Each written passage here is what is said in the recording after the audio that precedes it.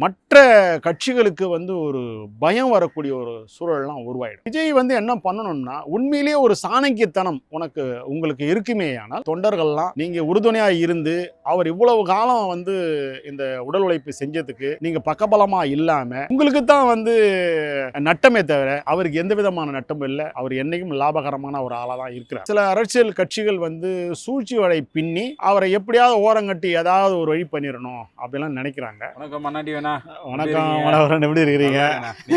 மகிழ்ச்சி மகிழ்ச்சி மகிழ்ச்சி.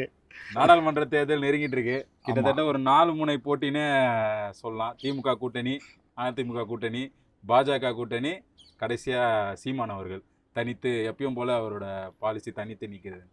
எப்படி நான் பார்க்குறீங்க? தொடர்ந்து பல தேர்தல்களில் சீமான் அவர்கள் தனித்து தான் நின்றுட்டு இருக்காரு. தோல்வியெல்லாம் அடைஞ்சிட்டு இருக்காரு. ஆனால் குறிப்பிட்ட வாக்கு சதவீதம் ஏறிட்டே போகுது. இந்த தேர்தலே நான் தனித்து தான் நிற்பேன்றாரு. அது எப்படி நான் பார்க்குறேன்? இப்போ 4 முனை அப்படின்னு போட்டி அப்படின்லாம் சொல்லிட்டு இருந்தீங்க. இடையில நீங்கள் விஜய் கட்சி ஆரம்பித்து அதை நீங்கள் மறந்துட்டீங்க. அவர் இந்த தேர்தலில் நிற்கலன்னு இல்லை, இருந்தாலும் இந்த நேரத்தில் அறிவித்தது அது மிகப்பெரிய ஒரு ஒரு பிரச்சாரமாக தான் நான் பார்க்குறேன். எப்படின்னா அறிவிச்சிட்டுன்னு சொன்னால் நான் வருவேன், என்னோட ஓட்டை பிரிப்பேன் அப்படிங்கிற மாதிரிலாம் இருந்துட்டு இருக்கிறாரு. ஆனால் 2 கட்சிகளுக்கு, அதிமுகவும் திமுகவும் அப்படிங்கிற 2 மாபெரும் பலம் வாய்ந்த கட்சிகளுக்கு 3வது இடத்துல யார் அப்படின்னா, நான் நாம் தமிழர் சீமானை தான் நான் பார்க்குறேன். பாரதிய ஜனதா கட்சிங்கிறது ஒரு ஒரு அகில இந்திய ஒரு கட்சியாக இருந்தாலும், தமிழகத்தில் வேரூன்றத்திற்கும் இடத்தை கைப்பற்றத்துக்கும் மிகப்பெரிய ஒரு போராட்டத்தையும் அதுக்கு உண்டான வேலைலாம் செஞ்சு தான் இருக்கிறாங்க. ஆனால் இப்போ உள்ள அரசியல் களத்தில் கடந்த ஒரு 20 ஆண்டு காலமாக சீமான் அவர்களுடைய அரசியலை நம்ம பார்த்துட்டு தான் இருக்கோம். அந்த வகையில் அவர் 3வது ஒரு இடத்த அவர் தான் இருக்கிறார். இந்த நேரத்தில் விஜய் கட்சி ஆரம்பிச்சிருக்கிறார். இந்த விஜய் என்ன பண்ணணும்னா, உண்மையிலேயே ஒரு சாணக்கியத்தனம் உங்களுக்கு இருக்குமேயானால், நீங்கள் சீமானோடு நீங்கள் கைகோர்த்து இந்த தேர்தல் நீங்கள் அரசியல் கணம் காணுங்களேன். உங்களுடைய செல்வாக்கை பாருங்கள். ஒரு தமிழகத்தில் மீண்டும் ஒரு புதிய ஒரு புரட்சியை உண்டு பண்ணுற அளவுக்கு 2 பேருமே இணைஞ்சு செஞ்சீங்கன்னா, மற்ற கட்சிகளுக்கு ஒரு பயம் வரக்கூடிய ஒரு சூழல்லாம் உருவாயிடும். ஆனால் நீ வரணும். ஏன்னா இந்த அரசியலில் நீங்கள் வந்துட்டீங்க. உங்கள் பலம் என்ன, பலவீனம் என்ன அப்படிங்கிறத பாருங்கள். அப்போ இதுக்கு ஒரு சரியான இடம், களம் அப்படின்னு சொன்னால் அது சீமானோடு விஜய் பயணிக்கிறதான் ஒரு சரியான பாதையாக இருக்கும்னு என்னுடைய பார்வையில் பார்க்குறேன் நான். சீமான் அவர்கள் தொடர்ந்து தனித்து போட்டின்ற ஒரு முடிவிலே இருக்காருன்னா, ஆனால் அது அவர் கூட இருக்க ஆட்களை அவர் கூடயே வச்சுக்கிறதுக்கான ஒரு தடங்களாக இருக்குன்னு நினைக்கிறீங்களா? ஏன்னா எப்பவுமே ஒரு வெற்றி தான் நம்ம கூட சுற்றி 4 பேர் இருப்பாங்க. அந்த வெற்றி போக போக என்ன ஆகும், நம்ம கூட இருக்கவங்களாம் ஒருத்தர் பிரிஞ்சு போயிடுவாங்க. அது தொடர்ந்து நாம் தமிழர் கட்சியில் நடந்தது தானே இருக்காது? இல்லை, இந்த மாதிரி விஷயங்கள் எல்லா கட்சியிலுமே தொடரும். திமுக மிகப்பெரிய கட்சியாக இருக்கும்போது எம்ஜிஆர் கூட தான் அதில் இருந்தார். அவர் கூட தான் பிரிஞ்சு போனார். அதுக்கு பிறகு வைகோ பிரிஞ்சு போனார். அதன் பிறகு நாஞ்சில் சம்பத்தெல்லாம் பிரிஞ்சு போனாங்க. இதர அரசியல் அந்த 2ஆம் கட்ட 3ஆம் கட்ட தலைவர்கள்லாம் பிரிஞ்சு போனாங்க. திரும்ப வந்துட்டாங்க. ஆனால் திமுக அழிக்கலாமே முடியல. அதே மாதிரி அதிமுகவில் இன்றைக்கி 6 பிரிவு 7 பிரிவாக இருக்கும். ஆனால் அதிமுகங்கிறது ஒரு எதிர்கட்சியாக இன்றைக்கி இருந்துக்கிட்டு இருக்கு. அது ஒரு பக்கம். இப்போ அந்த கட்டத்தில், அந்த ஒரு சூழலில் சீமானிடத்தில் எப்பவுமே ஒரு ஒரு நிர்வாகம் அப்படின்னு சொன்னால் ஒருத்தர் நெருக்கமாக தலைமைக்கு இருப்பார். சில பேர் அந்த அடுத்த 3ஆம் இடத்துல சில பேர் இருப்பாங்க. அவங்க அந்த தலைமைக்கு நெருக்கமாக வரணும்னு நினைக்கும் போது இந்த 2 பேருக்கும் உள்ள இடர்பாடுகள் இருக்கு இல்லையா, பிரச்சனை இருக்கு இல்லையா, அது பூதாகரமாக என்ன பண்ணுனாக்கா, இந்த 2 பேருமே விலக்கி வைக்கக்கூடிய சூழல் அந்த தலைமை எடுக்கக்கூடிய ஒரு சூழல் உருவாயிடும். அப்படி தான் அவங்களோட. அப்போ என்னென்னா, நேற்று வரையும் நான் ரொம்ப உழைச்சேன், கஷ்டப்பட்ட அந்த கட்சிக்காக, இன்றைக்கி தலைவர் என்னை ஒதுக்கிட்டார் அப்படிங்கிறது அந்த கட்சியை காப்பாற்றுறதுக்காகவே தவிர உன்னை வெறுக்கணும் அப்படிங்கிறது கிடையாது. இது அரசியல் கட்சிகளில் நிறைய இடத்துல நடந்திருக்கு. ஜெயலலிதாவை கூட சசிகலாவை ஓரங்கட்டி வைக்கலையா?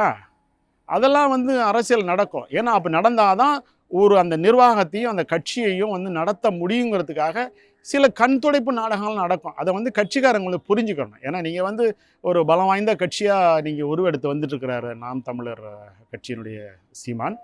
அப்போ அவர் வந்து அவருடைய சில அந்த களை எடுக்கிறதுன்னு சொல்லுவாங்கள்ல, அந்த மாதிரி இருக்கும். ஆனால் அவருக்கு நீங்கள் வந்து உங்களுடைய தொண்டர்கள்லாம் நீங்கள் உறுதுணையாக இருந்து அவர் இவ்வளவு காலம் வந்து இந்த உடல் உழைப்பு செஞ்சதுக்கு நீங்கள் பக்கபலமாக இல்லாமல் நீங்கள் அவரை விட்டு வெளியேறதுங்கிறது உங்களுக்கு தான் வந்து நட்டமே தவிர அவருக்கு எந்த விதமான நட்டமும் இல்லை. அவர் என்றைக்கும் லாபகரமான ஒரு ஆளாக தான் இருக்கிறார். அவரோட நிலைப்பாடுன்றது வந்து தனித்து போட்டின்றது. ஆனால் நம்மளோட தமிழ்நாடு அரசியலை எடுத்து பார்த்தா அண்ணா 49ல் கட்சி ஆரம்பிக்கிறாரு. ஆனால் 67ல் அவர் கூட்டணி வச்சு தான் ஜெயிக்கிறாரு. எம்ஜிஆர் என்னதான் ஒரு பெரிய நடிகராக இருந்து அவர் கட்சி ஆரம்பித்தாலும் அவரும் ஒரு கூட்டணி வச்சு தான் ஆட்சியை பிடிக்கிறாரு. இப்படி தொடர்ந்து பார்த்தோன்னா கடைசியாக நம்ம விஜயகாந்த் அவர்களை சொல்லலாம். அவர் 2004ல் கட்சி ஆரம்பிக்கிறாரு. 2006ல் தனித்து நின்று ஒரே ஒரு அவர் மட்டும் தான் எம்எல்ஏ ஆகி போகிறாரு. ஆனால் 2014ல் பார்த்தீங்கன்னா 2011ல் பார்த்தீங்கன்னா ஜெயலலிதாவோட கூட்டணி சேர்ந்து 29 இடம் வாங்கி எதிர்க்கட்சி தலைவர் வரைக்கும் ஆகிறாரு. அப்படி இருக்கும்போது ஏன் சீமான் ஒரு வாட்டி ட்ரை பண்ணக்கூடாதுண்ணா? ஒரு கட்சியோட கூட்டணி வைத்து ஒரு குறிப்பிட்ட சதவீதம் வாக்குகள், அது இல்லாமல் குறிப்பிட்ட சதவீதம் எம்எல்ஏ எம்பி இருந்தால் அவர் கட்சிக்கு ஒரு பலம் தானே அது? இல்லை, ஆரம்பத்தில் வந்து இப்போ இன்னைக்கு இருக்கக்கூடிய இதர உதிரி கட்சிகள் எல்லாமே ஒரே கட்சியான திராவிட முன்னேற்ற கழகத்தினுடைய ஆதரவும் அந்த கட்சி தலைமையில் தான் எல்லாமே இருந்தாங்க. யாராக இருந்தாலும் சரி இன்னைக்கு. அப்படி இருக்கும் பட்சத்தில் வந்து இவர் அங்கே ஏற்பட்ட சில இடர்பாடுகள், இவருடைய நடவடிக்கைகள், இடையேற்பட்ட காலத்தில் பிஜேபி கூட கூட்டணி வச்சது, பிறகு வந்து இலங்கை தமிழர்களுக்கு வந்து எதிரான காங்கிரஸ் கூட கூட்டணி வச்சது, இந்த மாதிரியான பல விஷயங்கள்லாம் திராவிட முன்னேற்ற கழகத்தில் நடந்ததுனால ஒவ்வொருத்தரும் வந்து தலைமையை பிடிக்காமல் தனியாக போயிட்டு கட்சி ஆரம்பித்தவங்களாம் இருக்கிறாங்க. அந்த மாதிரி திமுகவில் இருந்தவர்கள் தான் எல்லாமே. ஆனால் வெளியே வந்து அவங்க ஒரு கட்சி ஆரம்பிக்கிறாங்க, அவரோட நிலைப்பாடு என்னன்றதை சொல்கிறாங்க. ஆனால் சீமான் வந்து கூட்டணி வந்து அதிமுக ஆதரவும் வந்து பிரச்சாரம்லாம் பண்ணியிருக்கிறாரு, ரெட்டலைக்கு வாக்கு போடுங்கள்லாம் சொல்லியிருக்கிறாரு. அதனால் வந்து அவர் எல்லா இடத்துலையும் இருந்தால் பார்த்துருக்காரு. ஆனால் அவர் என்ன நினைக்கிறார் அப்படின்னா, நாம் வந்து இப்படி ஒருத்தங்க பின்னாடியே ஓடி போயிட்டு இருக்கிறதுக்கு நாம் தனித்துவமாக செய்வோம், ஒரு ஆண்மைத்தனமாக இருப்போம் அப்படிங்கிறதுக்காக தான் அவர் தனித்து செயல்படுறாரு. அந்த உழைப்பு தான் இன்றைக்கி கிட்டத்தட்ட ஒரு 20 லட்சம் சதவீத ஓட்டுகளை வாங்கக்கூடிய அளவிற்கு இன்றைக்கி வளர்ந்துருக்கிறாரு. அவர் வந்து இப்படி ஒரு 3ஆம் கட்சி உருவாகிறது வந்து சில அரசியல் கட்சிகள் வந்து சூழ்ச்சி வலை பின்னி அவரை எப்படியாவது ஓரங்கட்டி ஏதாவது ஒரு வழி பண்ணிடணும் அப்படின்லாம் நினைக்கிறாங்க. அவருக்கு சங்கிங்கிற பட்டம்லாம் கொடுக்குறாங்க, இஸ்லாமியர்களுக்கு எதிரானவர்கள் அப்படிங்கலாம் கொடுக்குறாங்க.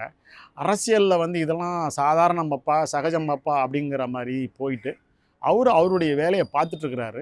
ஆனால் அவர் ஒரு 3ஆம் ஒரு அரசியல் வரணும் அப்படிங்கிற தமிழ்நாட்டில் மிகப்பெரிய ஒரு எதிர்பார்ப்பு இருக்குது.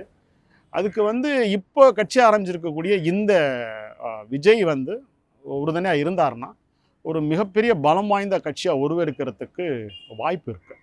இதுக்கு மேலே பார்க்கலாம் அரசியல் நகர்வுகள் எப்படி இருக்குன்னு சொல்லிட்டு. தேங்க்ஸ். நன்றி, மகிழ்ச்சி, வணக்கம்.